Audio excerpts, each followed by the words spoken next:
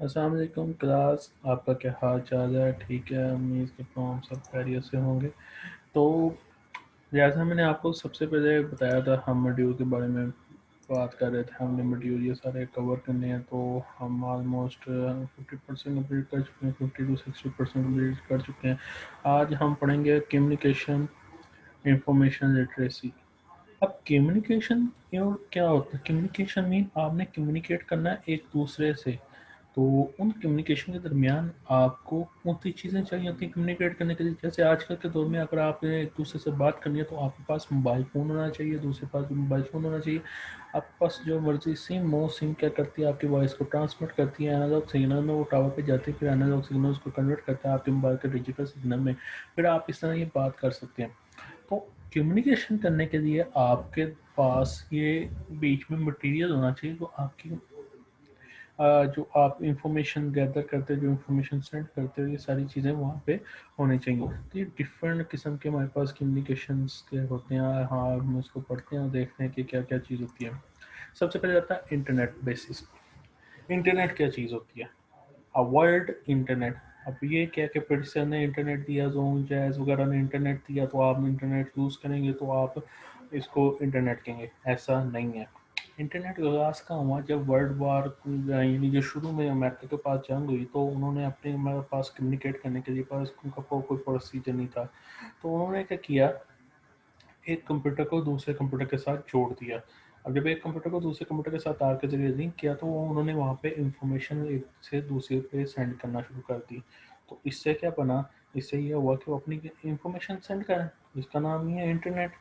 और आज के दौर में आप देखो कि 100 मिलियन कंप्यूटर आपस में कनेक्ट हैं एक दूसरे से, तो वो जो इंटरनेट बनाते हैं। अब इंटरनेट ये नहीं है कि आप इट्स जो सर्विस दे रहा है वो इंटरनेट होती है। पीटीसेल आपको बस वायर्ड कनेक्शन दे रहा है। अब पीटीसेल ने पूरे मुल्क के अब कंप्यूटर आपस में लिंक कर दिए। अब ये पूरे मुल्क के कंप्यूटर किसी दूसरे लिंक्स में किस तरह जाते हैं? वो समुद्र में एक वायर होती है, वो कनेक्ट कर रही है बहरी अरब और सऊदी अरब को। तो समुद्र के अंदर जो वायर है वो इंटरनेट केबल है, जो पूरे मुल्क के कंप्यूटर को दूसरे मुल्क के कंप्यूटर के साथ कनेक्ट कर रही है। इस तरह हम डिशेज यूज़ करते हैं जो एक कंप्यूटर को दूसरे कंप्यूटर से कनेक्ट करती हैं। अब बाज़ का जब वो वायर शार्क अटैक करती है, तो हमारा इंटरनेट स्लो हो जाता है, जिससे क्या होता है कि हम इंटरनेट प्रॉब्लम्स आती हैं, तो वो जो उसको सही करने की कोशिश करते हैं, तो वो सारा सिस्टम क्या करते हैं, डिश के थ्रू ट्रांसफ़र करना है। तो डिश के थ्रू ट्रांसफ़र करने में वो क्या होता है, थोड़ा सा स्लो होता है, तो इस वजह से वायर सिस्टम थोड़ा सा फास्ट होता है। अब वायरलेस स्लो होता है। वायरलेस मीन आप जो वाईफाई यूज़ करते हो वो स्लो होता है, लेकिन अगर आप उसके साथ तार कनेक्ट कर दो तो तार के अंदर आपके पास इंटरनेट ज़्यादा होती है। तो लिहाजा इंटरनेट क्या होता है? इंटरनेट टू और मोर कंप्यूटर आपस में कनेक्टेड होते हैं, इंफॉर्मेशन शेयर करते हैं, तो उसे हम क्या कहते हैं? इंटरनेट कहते हैं। अब इंटरनेट जो पर्पस होता है उसका, इंटरनेट में हम मल्टीपल पर्पस यूज़ कर सकते हैं। हम एक दूसरे से कम्युनिकेशन कर सकते हैं, अपना डाटा ट्रांसफ़र कर सकते हैं, जगह से दूसरी जगह कर सकते हैं, अपने बिजनेस को इंक्रीज कर सकते हैं। उसके अलावा हम वॉइस कॉल कर सकते हैं। उसके अलावा हम बहुत सारी चीज़ें इंटरनेट के थ्रू कर सकते हैं। हम novel, book reading, movies, videos वगैरह जितनी भी चीज़ें हैं, ये हम इंटरनेट के ऊपर पढ़ सकते हैं। तो इंटरनेट एक बहुत बड़ी रेवोल्यूशन थी, जो हमारे आपस में कम्युनिकेशन यूज़ करते थे। आप इस बात का अंदाज़ा लगाओ कि शुरू में क्या होता था? आपने कभी आपके पेरेंट्स ने किया होगा, आपके पेरेंट्स ने चिट्ठी लिखी होगी, खत लिखा होगा, तो खत क्या करते हैं, उसे पोस्टमैन वो पहले उसमें डालते हैं, क्या नाम है, बॉक्स के अंदर डालते हैं, फिर पोस्टमैन आता है, वो आपको खत देता है, फिर उसके बाद वो ऑफिस में जाता है, फिर उसके पास स्टैम्प होते हैं, देखते हैं कहाँ पे पोस्ट करना है, उसके बाद फिर वो पोस्टमैन अगले शहर में भेजता है, अगले शहर में पोस्टमैन फिर आपके घर आता है। तो इस तरह ये प्रोसीजर 2-3 दिन रख सकते हैं, 3 मैक्सिमम। शुरू में 15 दिन लग जाते हैं, अगर शहर एक दूसरे शहर से दूर होता है। लेकिन now these day we use electronically mail. Electronically mail क्या चीज़ होती है? हमारे पास electronically mail, Gmail, email, जो जिसे हम कहते हैं ई मेल, इसे हम क्या कहते हैं? Electronically mail. हम जो कंप्यूटर के थ्रू ओपन करके किसी भी सर्विस को यूज़ कर सकते हैं, मसलन गूगल हो गया, उसके बाद याहू हो गया, एमएसएन हो गया, इनकी सर्विसेज यूज़ करके हम ईमेल सेंड करते हैं एक जगह से दूसरी जगह। अब इसमें क्या होता है कि 1 सेकंड के अंदर आपकी ईमेल ट्रांसफ़र हो जाती है एक जगह से दूसरी जगह। क्यों? क्योंकि ये इलेक्ट्रॉनिक ईमेल है, इसमें इंटरनेट यूज़ होता है, एक कंप्यूटर दूसरे कंप्यूटर के साथ कनेक्ट है, तो अगर वो कनेक्ट है तो वो अपनी सर्विसेज यूज़ करेगा और उसको ईमेल रिसीव हो जाती है। रिलायबिलिटी, इसके कुछ पॉइंट्स हैं। रिलायबिलिटी का मेन क्या होता है कि इसमें कोई अगर प्रॉब्लम्स आ जाती है तो वो आपको बता देता है कि ये ईमेल एग्जिस्ट नहीं करता। तो जाहिर बात है, अगर आप उसका ईमेल एड्रेस सही नहीं लिखोगे तो वो आपको बता देगा कि आपने ईमेल एड्रेस गलत लिखा है, तो वो किसी और जगह चला जाएगा। इसी तरह अगर डाकिए को घर नहीं मिलता, वो डाकिया क्या जाता है, चिट्ठी वापस ले आता है और खत वापस ले आता है, बता देता है कि भैया आपका ये लेटर उस सही एड्रेस पे नहीं पहुंचा। एफिशिएंसी, एफिशिएंसी इतनी एफिशिएंसी है कि आप इसके अंदर सारी चीज़ें वगैरह इंक्लूड कर सकते हो। कंपोजिंग कर ली आपने, इसके ऊपर बुक्स वगैरह रिप्लाई कर दिया, किसी ऑथर का जवाब दे दिया, ये सारी चीज़ें आप इसके ऊपर कर सकते हैं। डिजिटल, डिजिटल मीन्स क्या होता है? डिजिटल मीन ये होता है कि आप इसके ऊपर डिजिटल आई ग्राफिक्स, डॉक्यूमेंट्स, फाइल्स वगैरह जितने भी है आप इसके अंदर यूज़ कर सकते हैं। चीप है, चीप क्योंकि आपके पास पैसे यूज़ ही नहीं होते इसके ऊपर, बस आपने इंटरनेट के पैसे देने होते हैं, या आपके पास जितनी लाखों की तादाद में ईमेल सेंड करनी है तो आप सेंड कर सकते हैं।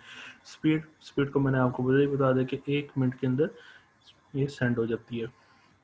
ये था हमारे पास इलेक्ट्रॉनिक की ईमेल, जो आप ईमेल सेंड करते हो एक जगह से दूसरी जगह। इसी तरह हमारे पास आता है ईमेल एड्रेस।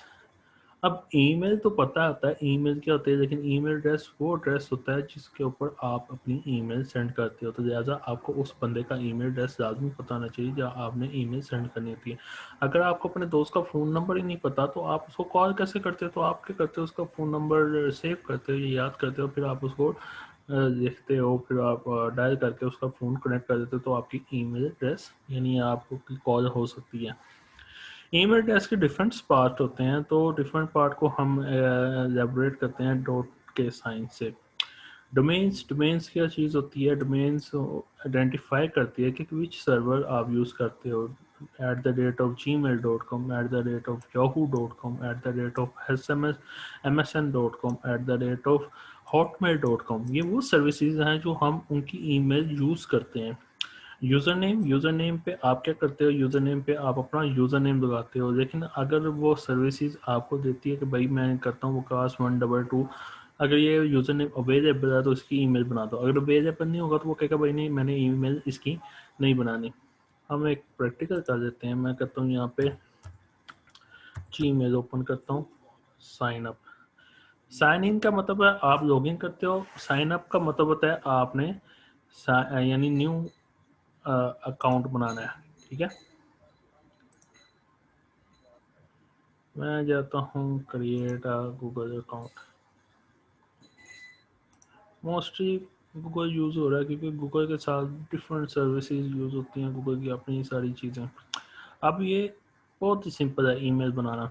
आपने फर्स्ट नेम लिखना है, लास्ट नेम लिखना है, ईमेल एड्रेस डालना है। मैं देखता हूँ वकास, आगे देखता हूँ 786। ठीक है, जैसे मैं इस पर क्लिक करता हूँ मैं देखता हूँ वकास 786। उसके बाद मैं पासवर्ड डाल देता हूँ। अब देखो उसने कहा कि ये यूज़र नेम ऑलरेडी टेकन है, तो आपके पास अवेलेबल ये डिफरेंट यूज़र नेम है, तो आप इसको चेंज कर सकते हैं। तो आपने ये करना है, डिफरेंट यूज़र नेम ट्राई करना है। मैं कहता हूँ अच्छा नहीं, चलो मैं अपना एक और कर देता हूँ 767। ये चेक करता हूँ, ये भी ऑलरेडी टेकन है। लाखों मिलियन की तादाद में ईमेल्स बनी हुई हैं, तो आप ये चेक कर लें अगर ये अवेलेबल है। ये भी नहीं अवेलेबल, तो आपको सजेशन देता है कि आप इसके पास जो मर्ज़ी यूज़ कर सकते हैं। मैं कहता हूँ क्यू डॉट का यूज़ करता हूँ, ये देखता हूँ। हाँ, अब उसने कहा यू कैन लेट नंबर्स और पीरियड्स, पीरियड्स हम इस डॉट को कहते हैं। तो ठीक है, अब ये क्यू डॉट विकास 999999 ये अवेलेबल है। अगर मैं एक 99 कम भी कर देता हूँ, देखता हूँ ये अवेलेबल है कि नहीं है। नहीं, ये ऑलरेडी टेकन है। तो कहने का मतलब आपने नेक्स्ट करना है, पासवर्ड लगाना है, आपका जस्ट ईमेल क्रिएट हो गया। यही ईमेल एड्रेस आप अगले बंदे को सेंड करोगे तो आपकी ईमेल आना शुरू हो जाएगी। ठीक है, और ये डोमेन होती है @, ये जीमेल एक डोमेन है जिसकी हम गूगल की सर्विसेज यूज़ कर रहे हैं। अच्छा, उसके बाद क्या आता है? उस डोमेन के बाद .com के बाद, इस डोमेन के बाद एक डॉट लगता है और डॉट के बाद आगे .com लगता है, और मुख्तलिफ चीज़ें भी लगा सकते हैं।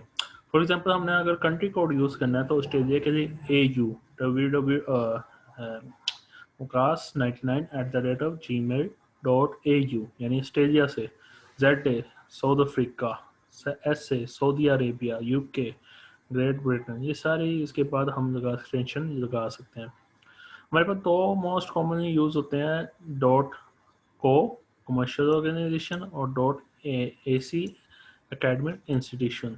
ये सारे हमारे ये होती है नॉन फॉर प्रॉफिट ऑर्गेनाइजेशन होती है, यानी इनको प्रॉफिट का ऑर्गेनाइजेशन नहीं होती।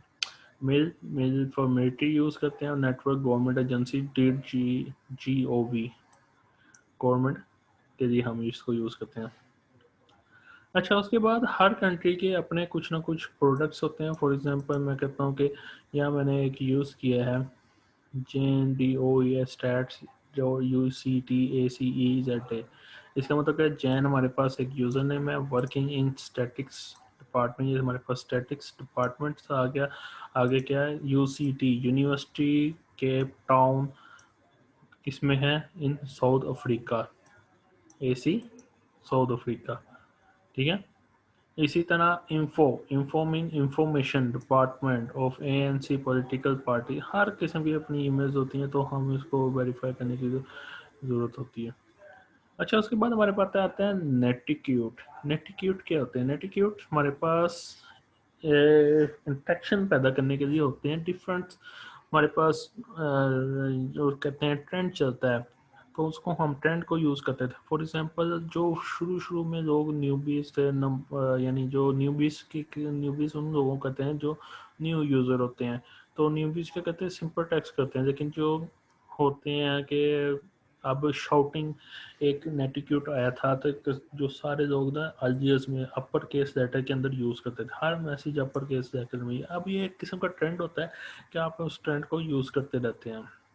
उसके बाद आया हमारे पास यूज़ इमोशन। हमारे पास ये डिफरेंट किस्म के इमोशन थे, हम इसको यूज़ करते थे। अब इन इमोशंस को हमने कन्वर्ट कर दिया पिक्चर्स के अंदर, हम पिक्चर्स वाले हम इसको इमोशन यूज़ करते थे। लेकिन पहले लोग जो अल्जीज के लोग होते थे वो इस तरह के इमोशन वगैरह एक दूसरे को सेंड करते थे। इसके अलावा हमारे पास क्या आता है, नेटिजन्स हमारे पास क्या होता है, एब्रीवेटेड वर्ड्स यूज़ होते हैं, BTW between, by the way, ROF rolling on the floor, after, ये सारी चीज़ें हम यूज़ करते थे। ठीक है, ये हमारे पास एक नेटिक यूज़ होते हैं। जो ट्रेंड चल रहा होता है कि हम इसको, मैं आजकल का जो ट्रेंड है व्हाट्सएप के ऊपर वो क्या है आपको पता ही होगा कि आप एक पिक्चर यूज़ करते हैं उसके नीचे को मैसेज लिखा होता है, ये आजकल का नेटिक्यूट्स चल रहा है व्हाट्सएप के ऊपर। उसके बाद आता है वेब। वेब क्या होता है? Web mean website. Web mean website. अब वेबसाइट क्या चीज़ होती है? वेबसाइट बेसिकली आपके पास एक किस्म की इंफॉर्मेशन होती है जो सेव होती है किसी कंप्यूटर के अंदर। फॉर एग्जाम्पल मैं www.facebook.com ओपन करता हूँ तो ये क्या जाएगा? ये जाएगा सबसे पहले पास पीटी से क्या करेगा, इसको वाई पे ट्रांसफर करेगा, वाई पे ट्रांसफर करके इसका प्रोटोकॉल चेक करेगा, प्रोटोकॉल चेक करने के बाद वो उसके उस कंट्री में जाएगा, यहाँ जहाँ फेसबुक पड़ी होती है उस कंट्री को ओपन करेगा। वो कंट्री को ओपन करके वहाँ पे उसका पीसी को जो 24 घंटे 24/7 आवर चल रहा होता है वहाँ पे उस फाइल को ओपन कर देगा। और वो कहाँ पे है? कैलिफोर्निया के अंदर फेसबुक का हेडक्वार्टर है, ये सारी इंफॉर्मेशन वगैरह सेव है। ठीक है। अब वेबसाइट आपके पास क्या चीज़ होती है? वेबसाइट के अंदर आपके पास हर एक चीज़ की इंफॉर्मेशन सेव यूज़ होती है। ठीक है, उस इंफॉर्मेशन के पास आपके पास क्या होता है? Graphics, animation, video clip, movies, आपने online searching material, education purpose के व्यू आपने पास, उसके बाद आप डिफरेंट पर्पस, कुकिंग के लिए, वीडियोस के लिए, कास्टिंग के लिए, हर एक चीज़, ईच एंड एवरीथिंग आपके पास फेसबुक पे मिल रही है। विकीलीक्स। विकीलीक्स तो आपने सुना होगा, विकीलीक्स दिनों के अंदर वेबसाइट बनी। अब विकीलीक्स ने क्या काम किया? विकीलीक्स ने ये काम किया कि जितने जितने बड़े लोगों की करप्शन थी उसने उसको लीक कर दिया, तो इसका नाम इसका विकीलीक्स बना। अब विकीलीक्स निकला कहाँ से था? विकीपीडिया, इंसाइक्लोपीडिया विकीपीडिया से निकला। विकीपीडिया आपके पास एक ऐसी वेबसाइट है जिसमें दुनिया की हर एक इंफॉर्मेशन सेव है, यानी मोस्टली हर एक इंफॉर्मेशन सी बार जितनी भी बड़ी बड़ी चीज़ें आप वहाँ से विकीपीडिया से निकाल सकते हैं। तो इस वजह से इसे हम विकीपीडिया इंसाइक्लोपीडिया कहते हैं। ठीक है। अच्छा, इसके अलावा हम उसमें अदर इंटरनेट सर्विसेज वगैरह यूज़ करते हैं, जिसमें अदर इंटरनेट सर्विसेज हमारे पास कौन कौन सी है, वो हम क्रिप्टोग्राफी हो गया। उसके अलावा हम इसके बाद जितने भी हैं हमने काम करना होता है, साइकोलॉजी, फोरेंसिक रिपोर्ट्स, ईमेल्स, ये सारे न्यूज़ ग्रुप, उसके बाद ब्राउज़र कंट्रीब्यूशन, ये हमारे पास सारे अदर इंफॉर्मेशन सर्विसेज हैं। मान उधर चार्जर कहीं वो सामने कहीं जल्दी कहीं बैटरी तो ऑन हो रही है। हाँ, वो सामने बैटरी पे है। अच्छा, इंटरनेट प्रोटोकॉल्स क्या होते हैं? इंटरनेट प्रोटोकॉल्स हमारे पास वो प्रोटोकॉल्स होते हैं जो आपकी इंफॉर्मेशन एक जगह से दूसरी जगह पे जाते हैं। तो सबसे पहले हमारे पास जो most commonly use internet protocol होता है वो टीसीपी आईपी होता है। इसका मतलब है transmission control protocol internet protocol. Transmission control protocol internet protocol. इस प्रोटोकॉल में क्या होता है, ये आपके पास प्रोटोकॉल है जिसमें आपके कंप्यूटर, यानी हर दो कंप्यूटर के पास ये कंट्रोल प्रोटोकॉल लाजमी होगा।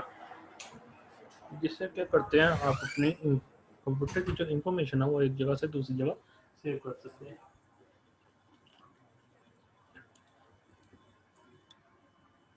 एक मिनट चला मैं।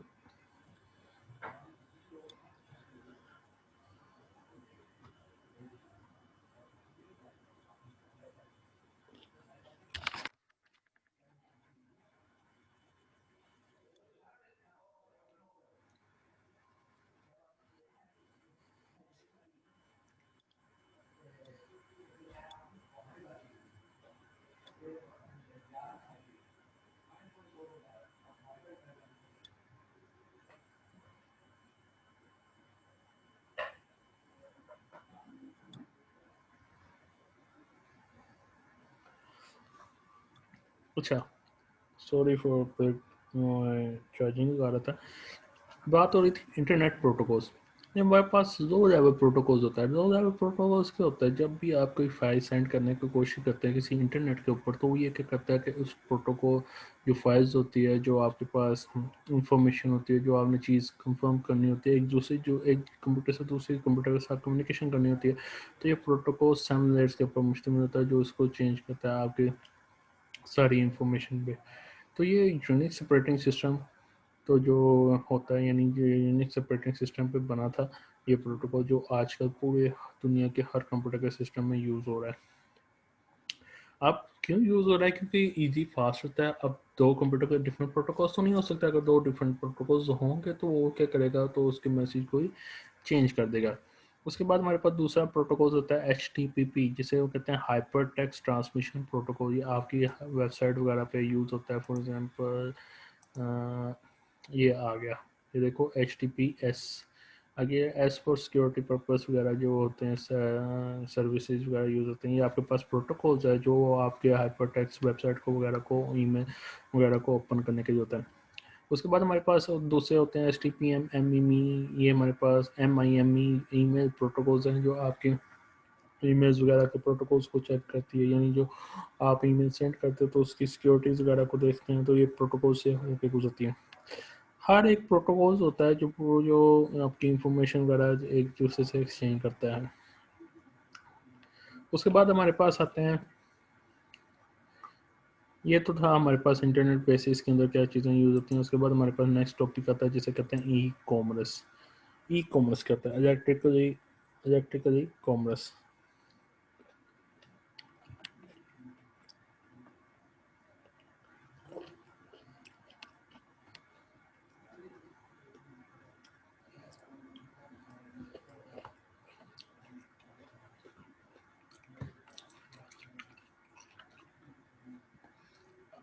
इस 20वीं सेंचुरी के अंदर जो आपका दौर आ गया है वो आ गया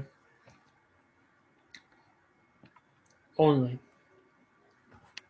ऑनलाइन अब 1 साल पहले या 2 साल पहले इतना ट्रेंड नहीं था ऑनलाइन का, लेकिन जैसे ही पाकिस्तान के अंदर बड़ी बड़ी मार्केटों ने एंट्री किया, जैसे दराज हो गया, इसके अलावा दूसरी वेबसाइटें हो गई, उसके अलावा लैपटॉप.com हो गया, इस तरह ऑफिस सेंटर.com हो गया, जिस तरह उन्होंने वेबसाइट बनाई है, तो पाकिस्तान में ट्रेंड चल रहा है ऑनलाइन का। आप करते हो अपनी ऑनलाइन चीज़ देखते हो, वहाँ से परचेज़ करते हो, परचेज़ करने के बाद वो चीज़ आपके घर आ जाती है। इसे हम क्या कहते हैं, ई कॉमर्स, यानी आपने इलेक्ट्रॉनिकली पे किया। अगर आप मोबाइल के ज़रिए करते हो तो वो हो जाएगी आपकी एम कॉमर्स, यानी मोबाइल के ज़रिए आप उसको पे करते हैं। अब ई कॉमर्स की ज़रूरत क्यों पड़ी? फॉर एग्जाम्पल एक बंदे ने दुकान ओपन की एक एरिया के अंदर, उस दुकान के एक छोटी एग्जांपल दे रहा हूँ, उस दुकान में उसमें एक लगा दी, एक प्रोडक्ट लगा दी, समोसा लगा दिया। अब वो समोसा उस एरिया के अंदर जितने भी 400-500 लोग हैं वो रोज़ खाते हैं, 400-500 लोगों ने रोज़ खाते हैं, उसका माल अच्छा बिक रहा होता है। अब उसे क्या करा, उसने कहा कि मैं इस एरिया के अंदर ही रह रहा हूँ, तो क्यों ना मैं इसको ऑनलाइन ऑर्डर करना सेंड कर दूँ। तो उसने क्या किया, अब मैं आपको एक छोटी सी एग्जांपल बता रहा हूँ फूड पांडा की। फूड पांडा क्या होता है? फूड पांडा आजकल बहुत इन है पाकिस्तान के अंदर। फूड पांडा के अंदर अब डिफरेंट रेस्टोरेंट, करोड़ों के हिसाब से रेस्टोरेंट में अपने आप को रजिस्टर कराया। तो उसने क्या किया, अपना समोसा फूड पांडा में अपने आप को रजिस्टर कराया और बता दिए नाम ये वगैरह, तो ये मेरा समोसा बिक रहा है। अब फूड पांडा पे जो समोसा जबर होंगे वो उसको देखेंगे भाई, एक बंदे ने अगर फूड पांडा पे ट्राई किया तो इधर भाई इसका समोसा अच्छा है, उसने वहाँ फूड पांडा ओपन किया, वहाँ से 10 समोसों का ऑर्डर दिया, अपना एड्रेस टाइप किया, एड्रेस टाइप करने के बाद वहाँ पे उसने पेमेंट कर दी, और जो फूड पांडा का बंदा होगा वो समोसे देके उसके घर छोड़ आएगा। ये उसने ऑनलाइन शॉपिंग कर दी। अब उस बंदे ने समोसे का उसे से मतलब उसने फूड पांडा पे जाकर उसे 5+ रेटिंग दे दी। अब जैसे ही, अब जो न्यू यूज़र होता है फूड पांडा पे, जो अब किसी दूसरे बंदे ने समोसे खाना, तो वो देखता है कि भाई जिसकी रेटिंग ज़्यादा है मैं उससे क्यों ना मंगाऊँ, क्योंकि इसे दूसरे लोगों ने टेस्ट किया। अगर दूसरे लोगों ने टेस्ट किया तो इसका मतलब ये मज़ेदार होगा। तो वो क्या करता है, देखता है कि जिसकी 5+ रेटिंग है वही बंदा आ गया, उसने क्या किया, उससे एक दो ऑर्डर बनाया, उसने भी 5+ रेटिंग दे दी, तो इस तरह उसकी रेटिंग ज़्यादा होगी। अब जो एक दिन के अंदर वो समोसा बेचता था एक एरिया के अंदर 200-300 लोगों को, एक दिन के अंदर वही समोसा बेचना शुरू हो गया समोसे वाला 4-5 हज़ार लोगों को।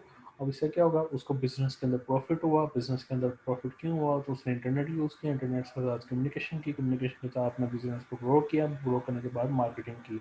इसी तरह फिर उसने फेसबुक पे मार्केटिंग की, फेसबुक पे मार्केटिंग करने के बाद यूट्यूब पे मार्केटिंग की, और इस तरह वो मुल्क का सबसे अमीर समोसे वाला आदमी बन गया। हाँ, इसी तरह होता है। अब ई कॉमर्स क्या करता है, बेनिफिट करता है आपके पास बिजनेस पार्टनर्स जो भी है, उसके अलावा जो आपकी चीज़ें वेबसाइट जो है, मोस्टली उनकी वेबसाइट बनी होती हैं। फॉर एग्जांपल मैं यहाँ पे देखता हूँ एक अली एक्सप्रेस,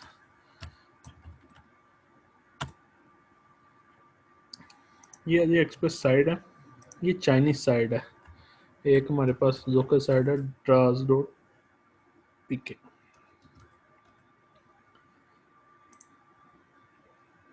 अब ये देखो, ये हमारे पास अली एक्सप्रेस एक साइट है। अब इस एक साइट के अंदर सारी चीज़ें मौजूद हैं।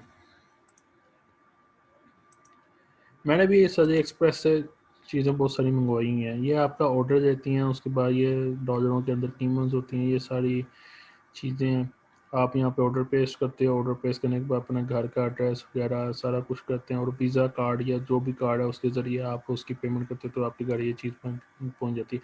लेकिन ये आपके पास 2-3 मंथ के अंदर पहुँचती है, तो काफ़ी लेट हो जाती है। लेकिन जो ये Draz.pk है, ये आपके पास लोकली वेबसाइट है, जो पाकिस्तान की अपनी वेबसाइट है। यहाँ डिफरेंट किस्म की ये देखो चीज़ें हैं, आप यहाँ से चीज़ों को देते हो, और उसके बाद ये इसके पास डिफरेंट मेथड होते हैं। फॉर एग्जांपल मैं ये यूज़ करता हूँ। अब इसके ऊपर क्या है, IC7 ये एयरपोर्ट्स हैं, जिसके बाद जो किसकी बनाई हुई है एयरपोर्ट्स, एप्पल वालों की एयरपोर्ट्स बनाई है। ठीक है, 7 डे रिटर्न होगा, वारंटी अवेलेबल होगा। उसके बाद मैं यहाँ पे देखता हूँ कस्टमर रिव्यूज़। अब देखो 28 बंदों ने इसकी रेटिंग प्लस दी है, यानी 28 बंदों ने इसको बाय किया, और ये अच्छी सेल, और ये फ्लैश सेल लगी है। 262 बंदों ने इसको सोल्ड भी कर दिया है। ठीक है, ये मुझे अच्छा लगा, मैं इसको ऑर्डर करता हूँ, फिर देखते हैं क्या होता है। अब बैड कमेंट्स भी होते हैं, रेटिंग्स दी हुई हैं। ठीक है, अच्छा प्रोडक्ट अच्छी है, मैं ज़रा इसको ऑर्डर कर दूँ, फिर मैं आपको बताता हूँ। यहाँ से वो अपने ही करते हैं, और इसके बाद आते हैं हमारे पास आगे क्या आता है, पहले एक देख लेते हैं। कहाँ गया वेबसाइट, हाँ, ये ई कॉमर्स का आपको पता तो लग गया। ई कॉमर्स क्या होती है कि हमने ऑनलाइन चीज़ें परचेज करनी होती है, वहाँ पे बाय करते हैं, उसको सेल कर देते हैं। अब ई कॉमर्स की 3 कैटेगरी है, business to consumer B2C, business to business, B2B, consumer to consumer, C2C। Business to consumer, अब बिजनेस टू कंज्यूमर कौन होता है? बिजनेस टू कंज्यूमर वो बंदे होते हैं जो अपना बिजनेस बनाना चाहते हैं। फॉर एग्जांपल मैंने समोसे वाले एग्जांपल दी, समोसे वाले क्या होते हैं, वो अपना बिजनेस करना है लेकिन वो कंज्यूमर तक पहुंचाना चाहते हैं, तो वो क्या करेगा, उसने फूड पांडा पे लगा दिया। इसी तरह ये एक कंपनी है, किधर कंपनी का नाम लिखा होगा कहीं पे, ये सिंध कराची गुलिस्तान, ये वाली कंपनी है बिग शॉप, ये इनकी कंपनी का नाम है। तो ये बिजनेस टू कंज्यूमर कर रहे हैं, ये अपना बिजनेस कर रहे हैं, सेल करनी है एक जगह से दूसरी जगह, तो वो अपनी सारी चीज़ें वगैरह सेंड कर देंगे एक बिजनेस टू कंज्यूमर। इसी तरह हमारे पास अब इसमें क्या होता है कि इसमें वो वेबसाइट पे जाएंगे या किसी वेबसाइट पे बनी होगी, वो अपनी वेबसाइट बना सकते हैं, या किसी इसी तरह की वेबसाइट पे जाएंगे, वो अपना अकाउंट क्रिएट करेंगे बिजनेस का, और उसके बाद ये चीज़ें होगी, यूज़र आएगा, यूज़र कुछ चीज़ पसंद करेगा, रेटिंग देगा, उसके बाद क्या करेगा, वो अपनी चीज़ें यहाँ से दूसरी जगह, यहाँ पर घर का एड्रेस देगा, घर का एड्रेस देने का पेमेंट करेगा, और वो उसके घर सारी चीज़ें पहुँच जाएंगी। इस तरह हमारे पास होता है business to business. Business to business वो होते हैं जिसके पास आपस में कोलैबोरेट करते हैं, business partner to business partner. वो हमारे पास एक साइट है, मैं आपको दिखाता हूँ, अली बाबा। अली बाबा क्या होती है, ये हमारे पास होल सेल सरप्राइज है, ठीक है। ये हमारे पास अली बाबा एक काम है, इसमें बल्क के अंदर क्वांटिटी वगैरह सेंड होती है, इसके अंदर या तो हम एक प्रोडक्ट खरीद रहे हैं ना, इसमें हम एक प्रोडक्ट खरीद रहे हैं, लेकिन इसमें हज़ारों की तादाद में आप प्रोडक्ट खरीद सकते हैं, जितनी भी ये चीज़ें होंगी आप हज़ारों के अंदर ये चीज़ें खरीद सकते हैं। ये अली बाबा एक है हमारे पास, अली एक्सप्रेस, जिसमें हम लिमिटेड अमाउंट में, यानी उसमें भी ज़्यादा खरीद सकते हैं, लेकिन ये वो होती है B2C, ये हमारे पास होती है B2B, यानी बिजनेस टू बिजनेस। बंदे ने फॉर एग्जांपल पाकिस्तान में एक एक्सपोर्टर है सैमसंग वाला, उसने वहाँ पे मोबाइल मंगाने हैं, तो वो क्या करेगा, 250, 400, 500 मोबाइल इससे अली बाबा ऐसे मंगवा सकता है। इसमें क्या होता है, इसमें मार्जिन ज़्यादा होता है, एक ज़्यादा ज़्यादा बल्क के अंदर मंगवाता है, तो इस वजह से वो क्या हो जाता है, उसे ज़्यादा प्रॉफिट होता है। जबकि इसमें प्रॉफिट कम होता है, उसमें कंज्यूमर टू कंज्यूमर उसमें सेंड करना होता है ये सारे, इसमें तो प्रॉफिट कम हो जाता है। इसमें हमारे पास नेक्स्ट आता है consumer to consumer. Consumer to consumer का मतलब क्या होता है कि आपने जो कंज्यूम कर रहा होता है उसने वेबसाइट सेंड प्रोडक्ट अपनी सेंड करनी होती है कंज्यूमर टू कंज्यूमर। उसकी हमारे पास बेस्ट एग्जांपल है हमारे पास OLX.com। आप यहाँ पे जाएं, यहाँ पे वही कंज्यूमर होता है जिसने अपनी चीज़ें बेचनी होती हैं एक जगह से दूसरी जगह। ये उसके पास क्या होती है, हमारे पास प्रोडक्ट्स आ गई, प्रोडक्ट्स के नीचे प्राइस लिखी होती है, तो हम क्या करते हैं उस प्रोडक्ट को बाय करते हैं और सेंड कर सकते हैं जो भी एक जगह से दूसरी जगह। मोबाइल है 4GB 5GB है, यार कलोनी रावलपिंडी में अगर पसंद आ गया तो मैं वहाँ पे जाके इसकी बाय की पेमेंट करूँगा और हमारे पास परचेज हो जाएगी। तो ये थी हमारे पास B2B, C2C और B2B। आप इसको एक दफ़ा रेट कर देना, जो मैंने सारा कुछ बताया ये ऑलमोस्ट इसके अंदर सारा कुछ सेम है।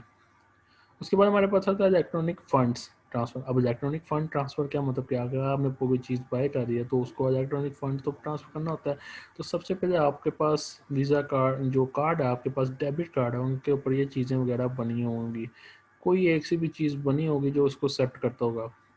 वीज़ा वीज़ा मोस्टली कॉमन चीज़ होती है, या हर कार्ड के मौजूद होती है। तो वीज़ा क्या होता है, इंटरनेशनल शॉपिंग वगैरह करने के लिए काम आती है। तो सबसे पहले आप अपने बैंक से जाके उसको बताएंगे कि फ़ोन करने हुए भाई मेरे क्रेडिट कार्ड या डेबिट कार्ड की ऑनलाइन पेमेंट ऑन कर दो, मैं ऑनलाइन चीज़ें खरीदना चाहता हूँ। तो वो आपकी ऑनलाइन पेमेंट वगैरह ऑन कर देते हैं। तो आप वीज़ा कार्ड के ऊपर जो इन्फॉर्मेशन होती है उस वेबसाइट पे जाके पेस्ट करते हैं, तो आपके उस वीज़ा कार्ड के ऊपर वो आराम से उनसे आप बाय कर सकते हैं।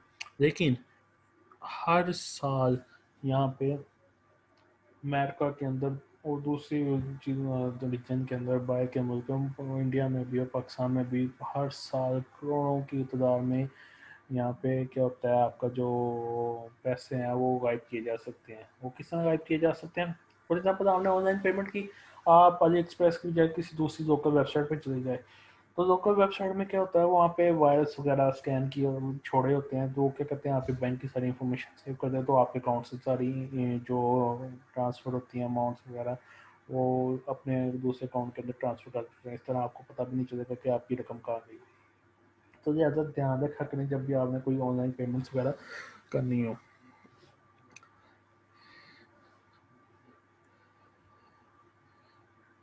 ये करंट इशू इन कॉमर्स, इसको हमें पढ़ने की ज़रूरत नहीं है, तो लिहाजा यहाँ तक ठीक है। ओके, अपना ख्याल रखें। अल्लाह हाफिज़, मिलते हैं नेक्स्ट लेक्चर में। तो आपकी असाइनमेंट ये है कि आपने मुझे बताना है कि आपने कोई ऑनलाइन चीज़ मंगवाई है, तो उसका एक छोटा सा नोट पैड के अंदर नोट यानी वर्ड के अंदर या किसी भी के अंदर लिख के आपने मुझे वो सेंड करना है कि आपने ये चीज़ वगैरह बाय की है, और उसमें आपको क्या ऑनलाइन कोई भी चीज़ बाय किया तो उसको कोई हर्डल्स आई हैं, ये सारी चीज़ें अगर आपने मुझे बतानी है।